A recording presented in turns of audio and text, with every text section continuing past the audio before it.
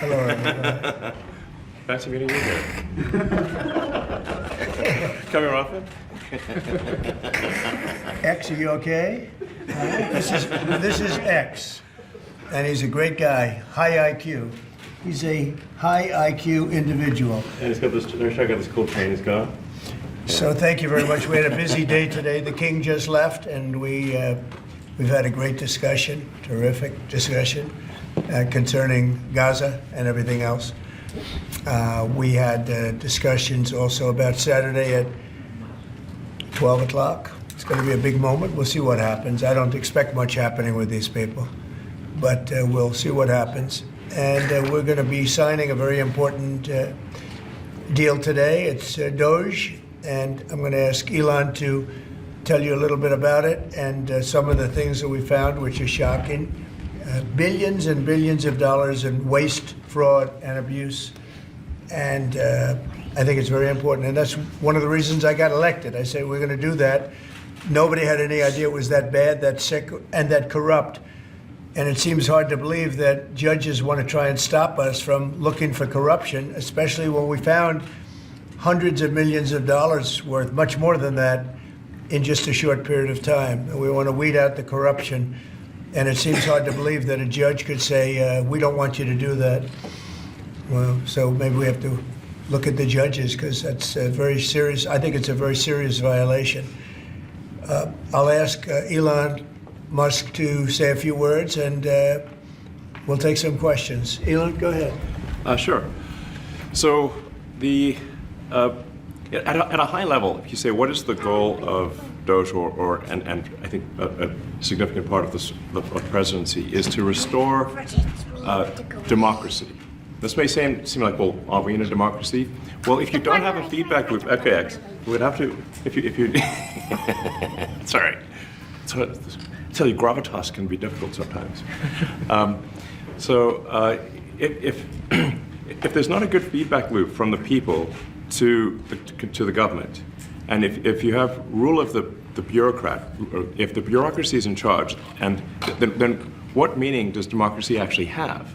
If the people cannot vote and have their will be decided by their elected representatives in the form of the president and the Senate and the House, then we don't live in a democracy, we live in a bureaucracy. So it's incredibly important that we close that feedback loop, we fix that feedback loop, and that the public's elected representatives, the president, the House, and the Senate, decide what happens, as opposed to a large unelected bureaucracy. This is not to say that there are good people who are in the federal bureaucracy, but you can't have an autonomous federal bureaucracy. You have to have one that is responsive to the people. That's the whole point of a democracy. And if you looked at if you looked at the founders today and said, what do you think of the way things have turned out? Well, we have this unelected, fourth unconstitutional branch of government, which is the bureaucracy, which has, in a lot of ways, currently more power than any elected representative.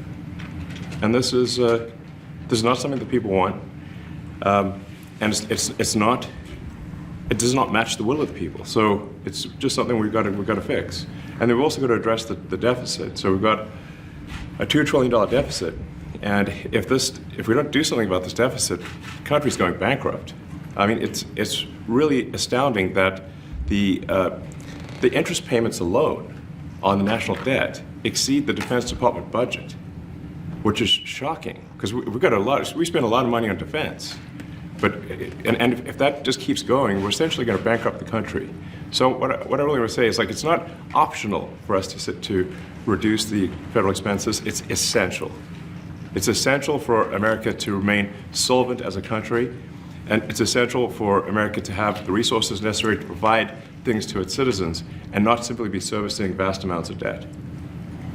And also, could you mention some of the things that your team has found, some of the crazy numbers, including the woman that walked away with about 30 million, right, etc.? Well, we do find it sort of rather odd that there are quite a few people in the bureaucracy who have ostensibly a salary of a few $100,000, but somehow manage to accrue tens of millions of dollars in net worth while they are in that position, which is, what happened to USAID. We're just curious as to where it came from.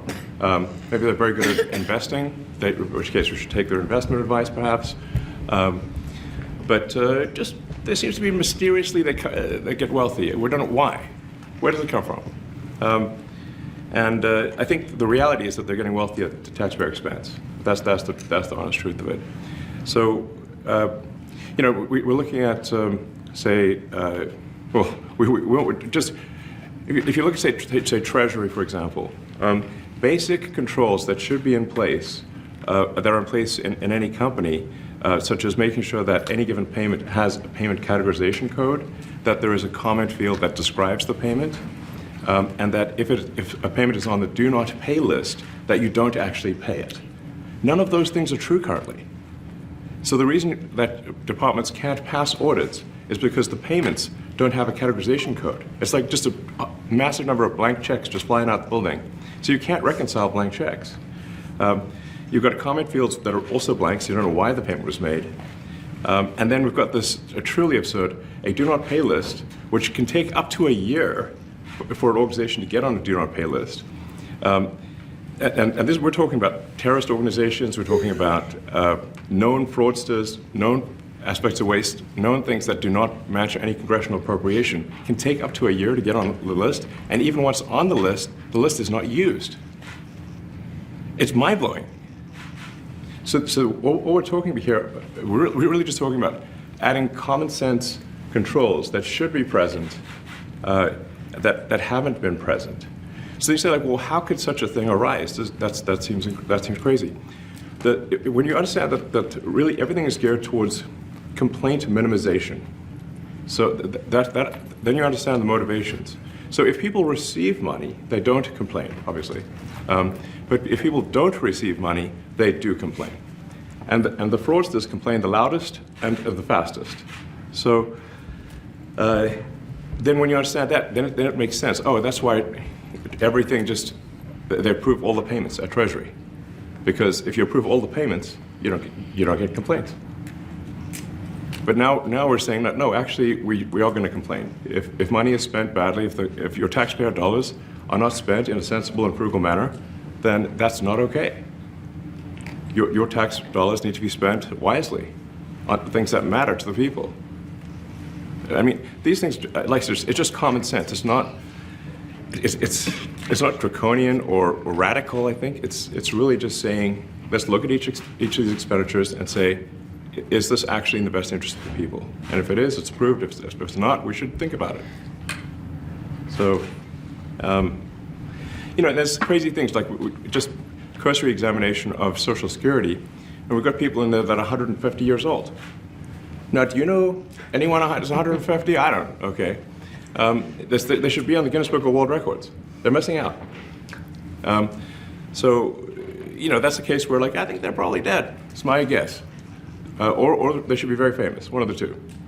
And then there's a whole bunch of Social Security payments where there's no identifying information. Well, why is there no identifying information?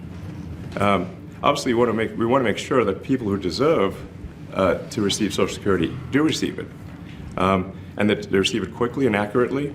I'll tell you another crazy thing. So, one of the things is we are trying to sort of right-size the federal bureaucracy, just make sure that this. Obviously, there need to be a lot of people working for the federal government, but not as many as currently. So we're saying, if people can retire, with full benefits and everything, that would be good. They can retire, get their retirement payments, everything. And then we were told, this is actually, I think, a great anecdote, because we were told the most number of people that could retire possibly in a month is 10,000. We're like, well, why is that? Well, because all the retirement paperwork is manual on paper. It's manually calculated, then written down on a piece of paper. Then it goes down a mine. And what do you mean a mine? Yeah, there's a limestone mine where we store all the retirement paperwork. And you look at a picture of this mine. We'll post some pictures afterwards. And this mine looks like something out of the 50s because it was started in 1955. So it looks like it's like a time warp. And then the speed, the limiting factor is the speed at which the mine shaft elevator can move determines how many people can retire from the federal government. And the elevator breaks down and then, sometimes, and then nobody can retire. Doesn't that sound crazy? There's like 1,000 people that work on this. So I think if we can take those people and say, like, you know what, instead of working in a mine shaft and carrying manila envelopes to, boxes in a mine shaft, you could do practically anything else. And you would add to the goods and services of the United States in a more useful way. So anyway, so I think that's an example. Like at a high level, if you say, like, how do we increase prosperity? Is we get people to shift from roles that are low to negative productivity to high productivity roles, and so you increase the total output of goods and services, which means that there's a higher standard of living available for everyone. That's the actual goal. Everyone's very quiet, by the way. So are people normally this quiet? Your detractors, Mr. Musk. I have to what? Including a lot of Democrats. I have detractors? You do, sir. I don't believe it. Say that you're orchestrating a hostile takeover of government and doing it in a non-transparent way. What's your response to that criticism? Well, first of all, you couldn't ask for a stronger mandate from the public. The public voted. We have a majority of the public voting for President Trump. We won the House, we won the Senate. The people voted for major government reform. There should be no doubt about that. That was on the campaign. The president spoke about that at every rally. The people voted for major government reform, and that's what people are going to get. They're going to get what they voted for. And a lot of times, people that don't get what they voted for, but in this presidency, they are going to get what they voted for. And that's what democracy is all about. Mr. Musk, the White House says that you will identify and excuse yourself from any conflicts of interest that you may have. Does that mean that you are, in effect, policing yourself? What are the checks and balances that are in place to ensure that there is accountability and transparency? Well, we actually are trying to be as transparent as possible. In fact, we post our actions to the Doge handle on X and to the Doge website. So all of our actions are maximally transparent. In fact, I don't think there's been, I don't know of a case where an organization has been more transparent than the Doge organization.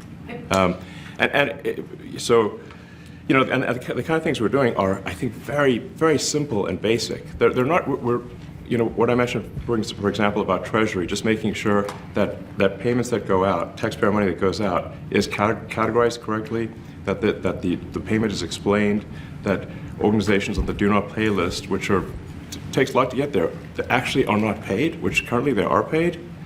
These are not individual judgment decisions. These are about simply having sensible checks and balances in the system itself to ensure that taxpayer money is spent well. So it's got nothing to do with, like, say, a contract with some company of mine at all. But if there is a conflict of interest when it comes to you yourself, for instance, you've received billions of dollars in federal contracts when it comes to the Pentagon, for instance, which the president, I know, has directed you to look into. Yeah. Are you policing yourself in that? Is there any sort of accountability check and balance in place that would provide any transparency for the American people? Well, all of our actions are fully public. So if you see anything, you say, like, wait a second, hey, Elon, that seems like maybe that's, there's a conflict there. It's not like people are going to be shy about saying that. They'll say it immediately, Including you yourself. Yes, but transparency is what builds trust, not simply somebody asserting trust. So not somebody saying they're trustworthy, but transparency, so you can see everything that's going on. And then you can see, am I doing something that benefits one of my companies or not? It's totally obvious.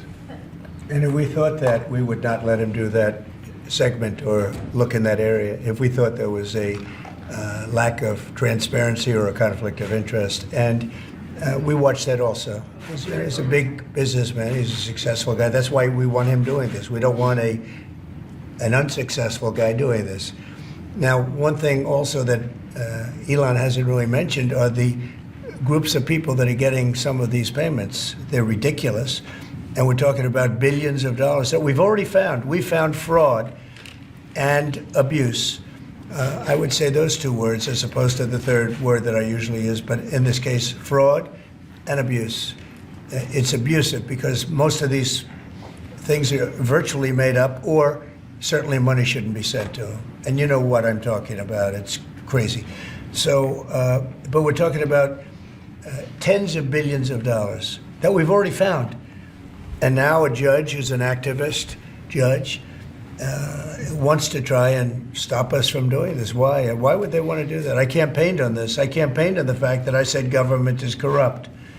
And it is very corrupt. It's very, very, it's also foolish. As an example, a man has a contract for 3 months and the contract ends, but they keep paying him for the next 20 years, because nobody ends a contract. You get a lot of that. You have a contract that's a 3-month contract. Now, normally, if you're in a small, in all fairness, it's the size of this thing is so big. Yeah. But if you have a contract and you're in a regular business, you end the contract in 3 months. It's a consultant. Here's a contract for 3 months, but it goes on for 20 years. And the guy doesn't say that he got money for 20 years, They don't say it. They just keep getting checks month after month. And you have various things like that, and even much worse than that, actually, much worse. And I guess you call that incompetence, maybe. Yeah. It could be corruption. It could be deals made on both sides, where the guy gets the money, he kicks. I think there's a lot of kickback here. I see a lot of kickback here. There's a lot of kickbacks. A tremendous kickback, because nobody could be so stupid to give out some of these contracts, so he has to get a kickback. So that's what I got elected for, that and borders and military and a lot of things, but this is a big part of it. And I hope that the court system is going to allow us to do what we have to do. We got elected to among other things, find all of this fraud, abuse, all of this horrible stuff going on. And we've already found billions of dollars, not like a little bit, billions, many billions of dollars. And when you get down to it, it's going to be probably close to $1 trillion. It could be close to $1 trillion that we're going to find. That will have quite an impact on the budget. Yes. And you'll go to a judge where they handpick a judge, and he has certain leanings. I'm not knocking anybody for that, but he has certain leanings, and he wants us to stop looking. How do you stop looking? I mean, we've already found it. We have a case in New York where a hotel has paid $59 million, $59 million because it's housing migrants, illegal migrants, all illegal, I believe. And they were being paid twice the normal room rate at 100% occupancy. Unbelievable. So it's a racket. Mr. Musk, can I ask you a question? You Well, said on- if I may sort of just going for the president's comments, at a high level, you say, well, what are the two ingredients that are really necessary in order to cut the budget deficit in half from $2 trillion to $1 trillion? And it's really two things: competence and caring. And if you add competence and caring, you'll cut the budget deficit in half. And I fully expect to be scrutinized and get a daily proctology exam, basically. Might as well just camp out there. So it's not like I think I can get away with something. I'll be scrutinized nonstop. But with the support of the president, we can cut the budget deficit in half from $2 trillion to $1 trillion, and then with deregulation, because there's a lot of sort of regulations that don't ultimately serve the public good. We need to free the builders of America to build. And if we do that, that means I think we can get the economic growth to be maybe 3-4%, maybe 5%. And that means if you can get $1 trillion of economic growth and you can cut the budget deficit by $1 trillion, between now and next year, there is no inflation. There's no inflation in 26. And if the government is not borrowing as much, it means that interest costs decline. So everyone's, the mortgage, their car payment, their credit card bills, anything, their student debt, the monthly payments drop. That's a fantastic scenario for the average American. I mean, imagine they're going down the grocery aisle and the prices from one year to the next are the same, and their mortgage, all their debt payments dropped. How great is that for the average American?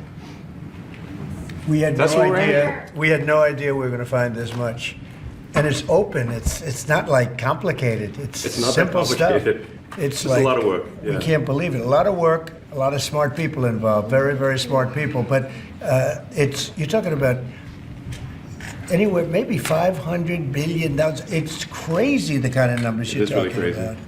You know, normally when you're looking at something, you'll find you're looking for 1 out of 100. Here, you're almost reversing it. You look for one that's good. Yeah. And you can look at the title and you say, why are we doing this? Why are we doing that? And the public gets it. You know, the public gets it. You've seen the polls. The public is saying, why are we paying all this money? This for years, this has gone on. Mr. Musk, President you Trump, said the Senator, Yeah, go ahead. Wait, go ahead. Senator Rand Paul today said that DOJ cuts will ultimately need a vote in Congress. Do you agree with that? Is that the plan? I really don't know. I know this. We're finding tremendous fraud and tremendous abuse. If I need a vote of Congress to find fraud and abuse, it's fine with me. I think we'll get the vote, although there'll be some people that wouldn't vote. And how could a judge want to hold us back from finding all of this fraud and finding all of this incompetence? Why would that happen? Why would even Congress want to do that? Now, Congress, if we do need a vote, I think we'd get a very easy vote because we have a track record now. We've already found billions of dollars of abuse, incompetence, and corruption. A lot of corruption. If a judge does block one of your policies, part of your agenda, will you abide by that ruling? Will you Well, comply I with that always order? abide by the courts, and then I'll have to appeal it. But then what he's done is he slowed down the momentum. And it gives crooked people more time to cover up the books. You know, if a person's crooked and they get caught, other people see that, and all of a sudden it becomes harder later on. So, yeah, the answer is I always abide by the courts, always abide by them, and will appeal. But appeals take a long time, and I would hope that a judge, if you go into a judge and you show him, here's a corrupt situation, we have a check to be sent, but we found it to be corrupt. Do you want us to send this corrupt check to a person, or do you want us not to give it and give it back to the taxpayer? I would hope a judge would say, don't send it, give it back to the taxpayer. Yeah, if I can add to that, what we're finding is that a bunch of the fraud is not even going to Americans. So I think we can all agree that if there's going to be fraud, it should at least go to Americans. But a bunch of the fraud rings that are operating in the United States and taking advantage of the federal government, especially in the entitlements programs, are actually foreign fraud rings. They're operating in other countries and actually exporting money to other countries. We should stop that. Mr. Musk, you And said, this is big numbers. Talk about $100 to $200 billion a year. Serious money. Mr. Musk, you said on X Yeah. that an example of the fraud that you have cited was $50 million of condoms was sent to Gaza. But after fact check this, apparently Gaza in Mozambique, and the program was to protect them against HIV. So can you correct the statements? It wasn't sent to Hamas actually, it was sent to Mozambique, which makes sense why condoms was sent there. Yeah. And how can we make sure that all the statements that you said were correct, so we can trust what you say? Well, first of all, some of the things that I say will be incorrect and should be corrected.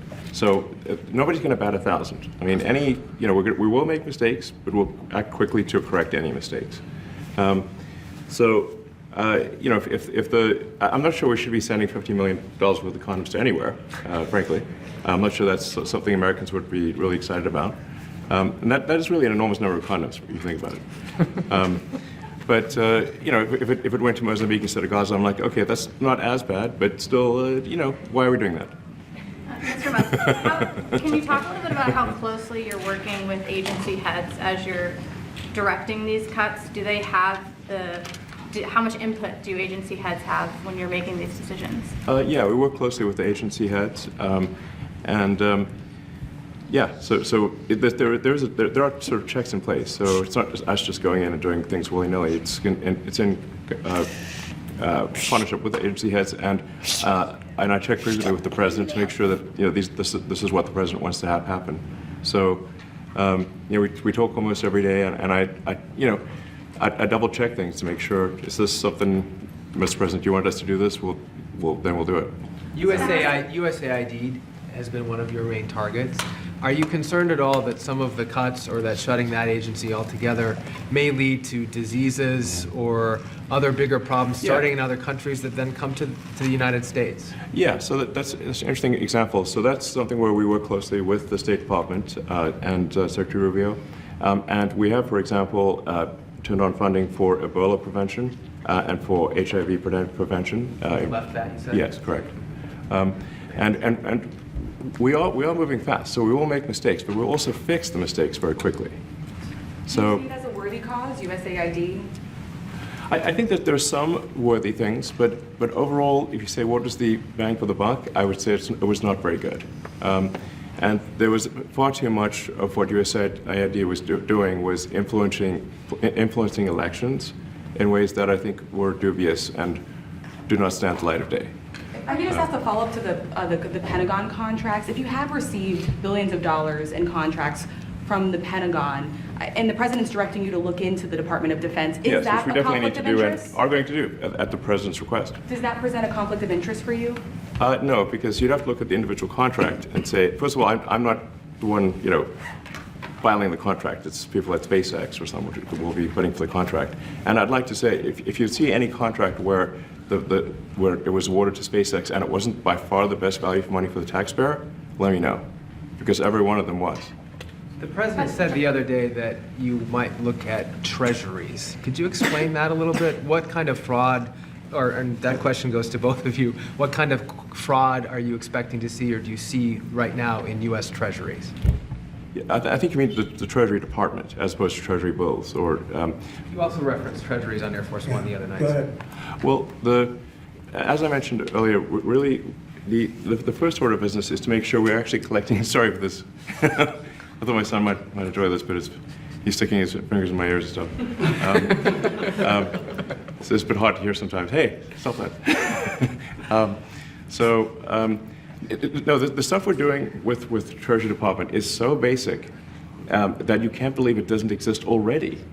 So for example, like I mentioned, just making sure that when a payment goes out, it has to have a payment categorization code. It's like, what type of payment is this? You can't just leave the field blank. Currently, many payments, the field is left blank. And you have to describe what's the payment for, some basic rationalization. That also is left blank. So this is why, the Pentagon, when's the last time the Pentagon passed an audit? I mean, a decade ago, maybe? I don't know, ever? Really? And we want to, just in order to actually pass audits, you have to have financial information that allows you to trace the payments. And once in a while, the Treasury has to pause payments if it thinks the payment is going to a fraudulent organization. If a company or an organization is on a do not pay list, we should not pay it. I'm sure you would agree. Like, if it's quite hard to get on that payment, the do not pay list, it means that this is someone that is like dead people, terrorists, known fraudsters, that kind of thing. We should not pay them. But currently we do, which is crazy. We should stop that. Many transactions. And by the way, hundreds, thousands of transactions like that. We have a big team. And for the sake of the country, I hope that the person that's in charge and the other people that report to me that are in charge are allowed to do the right thing, namely make sure everything's honest, legitimate, and competent. But we're looking at just, when you look at USAID, that's one. We're going to look at the military. We're going to look at education. They're much bigger areas. But the USAID is really corrupt. I'll tell you, it's corrupt. It's incompetent, and it's really corrupt. And I can't imagine a judge saying, well, it may be corrupt, but you don't have the right. You got elected to look over the country and to, as we say, make America great again, but you don't have the right to go and look and see whether or not things are right that they're paying or that things are honest that they're paying. And nobody can even believe this. Other people, law professors, they've been saying, how can you take that person's right away? You're supposed to be running the country, but we're not allowed to look at who they're paying it to and what they're paying. We have massive amounts of fraud that we caught. I think we probably caught way over a lot of billions of dollars already in, 2 weeks? Yes. And it's going to go to numbers that you're not going to believe. And much, as I said, much is incompetence and much is dishonesty. We have to catch it. And the only way we're going to catch it is to look for it. And if a judge is going to say you're not allowed to look for it, that's pretty sad for our country. I don't understand how it could even work. On the buyout program, can you personally guarantee that? Which one? The buyout program, the operative federal workers. Can you personally guarantee that the workers who opt in to resign now will be paid through Well, they'll September? get their money, but they're getting a good deal. They're getting a big buyout. And what we're trying to do is reduce government. We have too many people. We have office space. It's occupied by 4%. Nobody's showing up to work because they were told not to. And then Biden gave them a 5-year pass, some of them, 48,000 of them, gave them a 5-year pass, that for 5 years you don't have to show up to work. And let me tell you, this is largely, much of this stuff is because of Biden. It's his fault. He allowed this country, what he did on our border. What he did on our border is almost not as bad as what he did with all of these contracts that have come out. It's a very sad day when we look at it. I can't even believe it. But many contracts just extend and they just keep extending, and there was nobody there to correct it. And that cannot be, I can't imagine that could be held up by the court. Any court that would say that the president or his representatives, like Secretary of the Treasury, Secretary of State, whatever, doesn't have the right to go over their books and make sure everything's honest. I mean, how can you have a country? You can't have anything that way. You can't have a business that way. You can't have a country that way. Hey, thank you very much, everybody. Thank you. Thank you, press. Thank you, press. Head out. Coming back tonight. Mark Fogel will be at the White House tonight at about 10 o'clock. If you want to come over, you can say hello to him. Did you guys give anything in return? Not much. No, they were very nice. We were treated very nicely by Russia, actually. I hope that's the beginning of a relationship where we can end that war and millions of people can stop being killed. They've lost millions of people. They lost, in terms of soldiers, probably 1.5 million soldiers in a short period of time. We got to stop that war. And I'm interested primarily from the standpoint of death. We're losing all those soldiers. And they're not American soldiers, they're Ukrainian and Russian soldiers. But you're probably talking about 1.5 million. I think we got to bring that one to an end. Okay? Thank you. Thank you very much. Thank you. We're moving. Let's go. Let's move. Thank you. We're moving. 10 o'clock. 10 o'clock.